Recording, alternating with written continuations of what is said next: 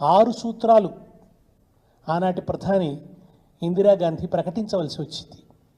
దాంట్లో భాగంగా తెలంగాణ వాళ్ళకి మెరుగైన విద్యావకాశాలు ఉండాలని చెప్పి కేంద్ర ప్రభుత్వం యొక్క నిధులతోని ఇక్కడ ఒక యూనివర్సిటీని స్థాపించాలని పార్లమెంట్లో యాక్ట్ చేయడం ద్వారా సువిశాలమైనటువంటి భూభాగాన్ని ఇస్తూ ఆ యూనివర్సిటీని ఏర్పాటు చేయడం జరిగింది.